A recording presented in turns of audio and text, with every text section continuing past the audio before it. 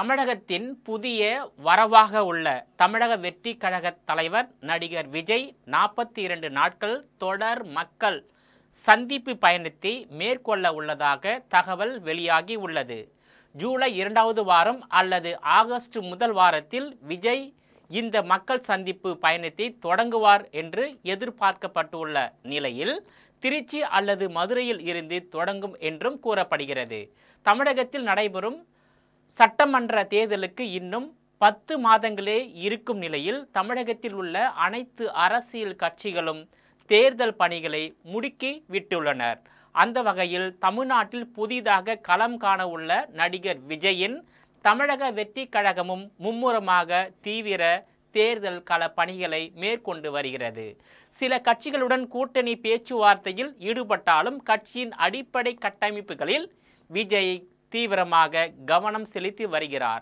ஏற்கனவே தனது கடைசி படமான ஜனநாயகன் படத்தின் படப்பிடிப்பை விஜய் முழுமையாக முடித்து கொடுத்துள்ளார். இதனால் இனி முழு நேரம் அரசியலில் தீவிரம் காட்ட தயாராகி வருகிறார். முதல் படியாக கோவையில் பூத் கமிட்டி மாநாடு நடத்தப்பட்டதை போல் அடுத்ததாக மதுரை, தர்மபுரி, திருச்சி, வேலூர், நெல்லை ஆகிய மாவட்டங்களில் பூத் கமிட்டி மாநாடு நடத்த முடிவு எடுத்துள்ளார். இதற்கான அதிகாரப்பூர்வ அறிவிப்பு இன்னும் சில நாட்களில் வெளியாகும் என்று அக்கட்சி வட்டாரத்தில் கூறப்படுகிறது. அதேபோல் விஜயின் முதன்மை திட்டமாக மக்கள் சந்திப்பு பயணம் அமைய உள்ளது. அதாவது 42 நாட்கள் தமிழ்நாடு முழுவதும் விஜய் மக்களை சந்திக்க திட்டமிட்டுள்ளதாக தகவல் வெளியாகி உள்ளது. இதற்கான பணிகளை தாவேகா மாவட்ட செயலாளர்கள் மேற்கொள்ளவும் தலைமை அறிவுறுத்தி உள்ளது.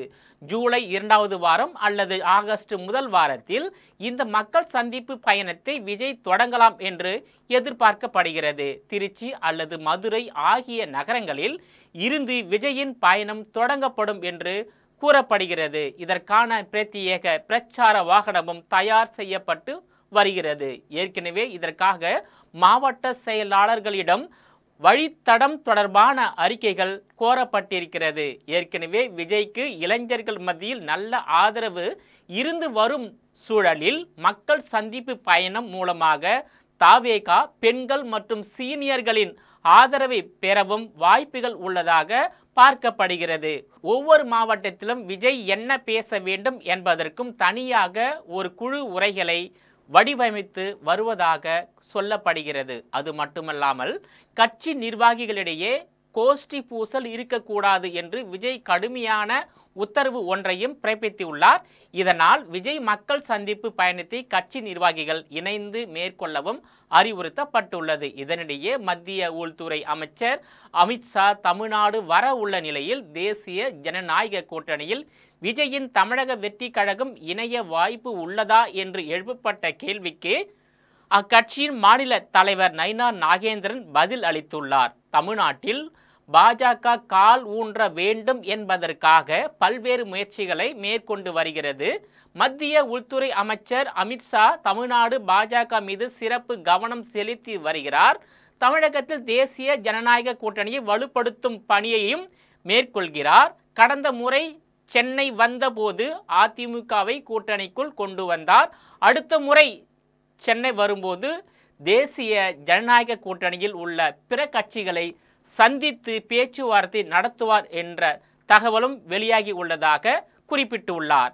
இந்நிலையில் தமிழகம் வரவுள்ள அமித்ஷா பாஜகவின் கட்சி கூட்டத்தில் கலந்து கொள்கிறார். பின்னர் தமிழ்நாடு முழுவதிலும் இருந்து கட்சியின் மாநில நிர்வாகிகள், மண்டல நிர்வாகிகள், மாவட்ட நிர்வாகிகள் என அனைவரையும் சந்தித்து அமித்ஷா உரையாற்ற உள்ளார். வேலம்மாள் திடலில் இந்த நிகழ்ச்சி ஏற்பாடு செய்யப்பட்டு உள்ளது. அமித்ஷா ஒவ்வொரு முறை தமிழகம் வரும்போது முக்கிய அரசியல் மாற்றம் நடைபெறுகிறது. இந்த முறை வரும்போது விஜயை சந்திப்பார் என்றும் அவர் கூட்டணியில் இணைவார் என்றும் தகவல் பரவி வருகிறதே, அதற்கு வாய்ப்பு உள்ளதா என்று செய்தியாளர்கள் கேள்வி எழுப்பினர். அதற்கு பதிலளித்த மாநில பாஜக தலைவர் நயினார் நாகேந்திரன், நான் தொடர்ந்து வலியுறுத்தி வருகிறேன், திராவிட முன்னேற்ற கழக ஆட்சி மக்கள் விரோத ஆட்சி, அந்த ஆட்சியை அகற்ற வேண்டுமென்றால் எதிர்க்கட்சிகள் அனைத்தும் ஓர் அணியில் திரள வேண்டும். அவருக்கு அந்த எண்ணம் இருக்கும் என்று நினைக்கிறேன். எனவே எல்லோரும் ஓர் அணியில் திரள வேண்டும் என்று கூறினார். பாமக நிறுவனர் ராமதாசுக்கும் அவரது மகன் அன்புமணிக்கும் இடையே உட்கட்சி மோதல் நடைபெற்று வரும் நிலையில் அமித்ஷாவுக்கு நெருக்கமான ஆடிட்டர் குருமூர்த்தி ராமதாஸை சந்தித்து பேசியுள்ளார். இதனிடையே தமிழகம் வரும் அமித்ஷா பாமக விவகாரம் குறித்து பேசுவார் என்று எதிர்பார்க்கப்படுகிறது.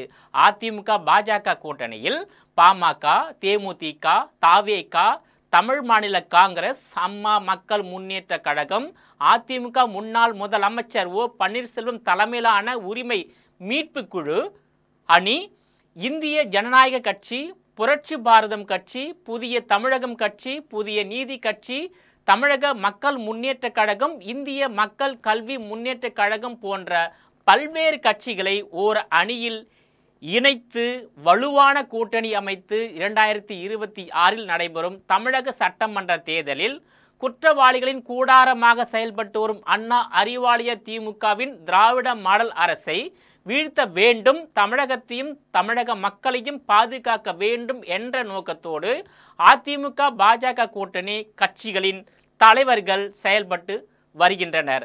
அதே நேரத்தில் தன்னுடைய அரசியல் எதிரியான மக்கள் விரோத தீய சக்தியான திமுக அரசை வீழ்த்தியே ஆக வேண்டும் என்ற நோக்கத்தில் புதிய அரசியல் கட்சி தொடங்கியுள்ள தவேக தலைவர் நடிகர் விஜய் அதிமுக பாஜக கூட்டணியில் இணைவாரா அல்லது திமுக கூட்டணியில் உள்ள கட்சிகளை உடைத்து வெளியேற்றி தவேக தலைமையில் கூட்டணி அமைத்து தேர்தல் சந்திப்பாரா என்பதை அடுத்த 6 மாதங்களுக்குள் தெரிய வரும் என்று கூறப்படுகிறது. அதேபோல் தீய சக்தி திமுகவை வீழ்த்தியே வீட்டிற்கு அனுப்ப வேண்டும் என்ற நோக்கத்திலும் தமிழ் தேசியம் தமிழகத்திலும் இந்தியாவிலும் மலர செய்திட வேண்டும் என்ற நோக்கத்திலும் நாம் தமிழர் கட்சி தொடர்ந்து தனித்தே சட்டமன்ற தேர்தல், நாடாளுமன்ற தேர்தல், உள்ளாட்சி தேர்தலை சந்தித்து வரும் நிலையில் 2026ஆம் ஆண்டு நடைபெறும் சட்டமன்ற தேர்தலில் சட்டமன்ற உறுப்பினர்களின் வெற்றி எண்ணிக்கை தொடங்குமா என்ற எதிர்பார்ப்பும் அக்கட்சியிலும்